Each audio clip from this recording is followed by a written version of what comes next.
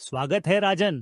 हे कामधेनु माता, राजा और उसकी विशाल सेना के लिए भोजन की व्यवस्था करो। क्षण भर में उस साधारण सी झोपड़ी के आंगन में स्वर्णिम थालियां सज गईं। सैकड़ों व्यंजन प्रकट हुए और पूरा मैदान भोज स्थल बन गया। सैनिक और जन सामान्य सब तृप्त होकर भोजन करने लगे।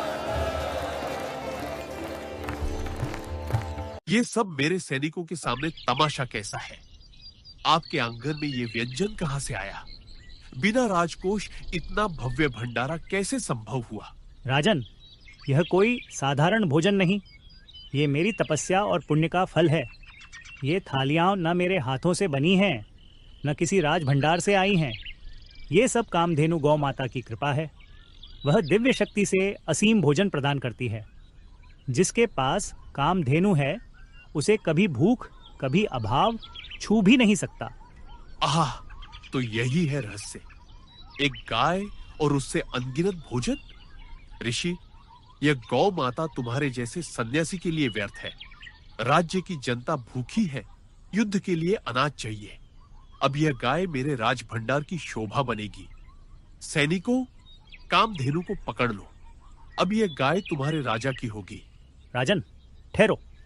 कामधेनु कोई साधारण गाय नहीं, ये गौ माता स्वयं स्वर्ग से अवतरित हुई दिव्य शक्ति है। इनका स्थान राजमहल नहीं, स्वर्ग में है। इनसे मिला भोजन राजभोग नहीं, पुण्य का प्रसाद है। यदि तुम लोभवश गौ माता को छीनोगे तो याद रखना, गौ माता का अपमान किसी भी साम्राज्य को नष्ट कर सकता है। राज्य धन से चलता है, पर टिकता धर्म से है। हा हा हा हा हा। ऋषि, तेरी तपस्या, तेरे पुण्य की बातें मेरे दरबार में नहीं चलेंगी। ये गाय अब तेरे काम की नहीं। तपस्वी का पेट तो भिक्षा से भी भर जाता है, पर राजा को चाहिए राज्य का वैभव। सैनिकों, आदेश का पालन हो। राजन, तुम्हारा लोभ असीम है, पर मेरी आस्था उससे भी बड़ी है। गौ माता, मैं आपकी रक्षा नहीं कर पाऊंगा।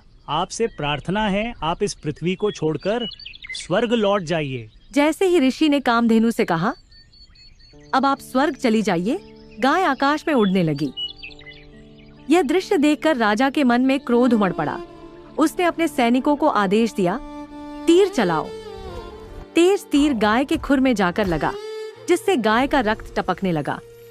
जहां जहां गाय के रक्त की बूंदें गिरी, वहां वहां धरती पर तंबाकू उग गई। लोग उस पौधे को सुखाकर हुक्का और बीड़ी में प्रयोग करने लगे।